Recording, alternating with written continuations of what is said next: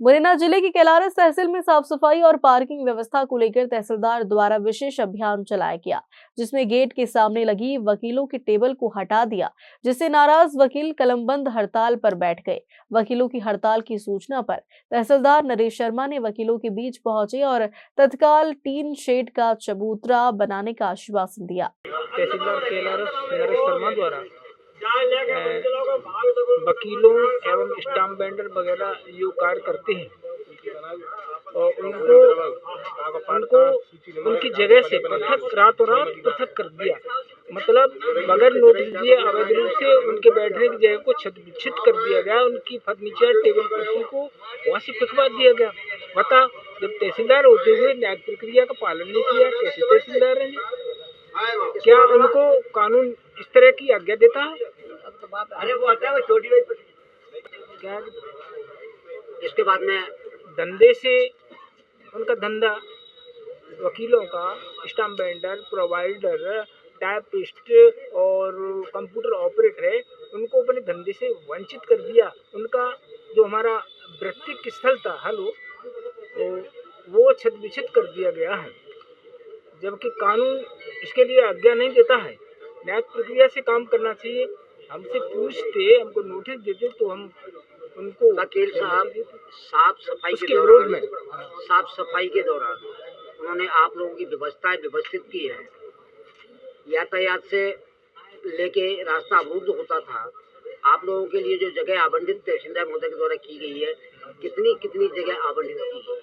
देखो, अभी कोई रिटर्न में हमारे पास इस तरह का कोई पत्र नहीं आया, ना उन्होंने ये लिखित में बताया। अभी तहसीलदार जी के द्वारा सारे वकीलों की मीटिंग भी ली गई है। उनके द्वारा क्या कुछ निर्णय? मीटिंग ली गई है, औपचारिकता है।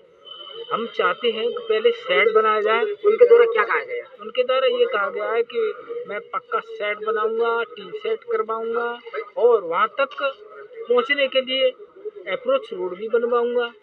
पंचायत के माध्यम से बजट आवंटित हो जाएगा और मैं उसको तुरंत बनवा देता हूँ। धन्यवाद। कार्यालय में लगातार अव्यवस्थित रूप से वाहनों की पार्किंग हो जाती थी अंदर, जबकि तहसील प्रांगण बहुत बड़ा है। इससे किसानों को और अन्य आवाजाही करने वालों को असुविधा होती थी, इसलिए उनको व्यवस्थित करने के लिए बिल्कुल ग्राउंड की सफाई कराई गई है। सफाई कराने के बाद एक हिस्से में वकीलों के बैठने की व्यवस्था की जा रही है। जिनका जो असंतोष है उनसे चर्चा करके उनका असंतोष है संतुष्ट कर दिया जाएगा।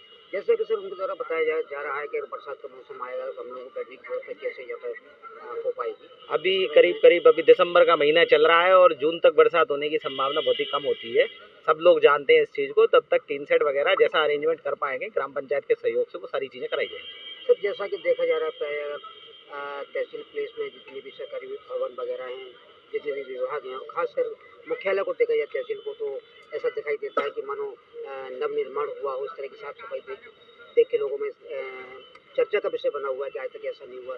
सर क्या रहा है, ऐसे आपके मन में क्या भावना रही? तहसील की हमारी बहुत ज़्यादा भूमि थी, करीब 4 बीघा के आसपास भूमि थी और जो अनुपयोगी पड़ी हुई थी, तो हमने तहसील की बिल्डिंग की रंगाई पुताई कराई है। तहसील की जो बाउंड्री थी, जो करीब 25-30 सालों से जिसकी रंगाई पुताई नहीं हुई थी, उसकी रंगाई पुताई कराई गई है।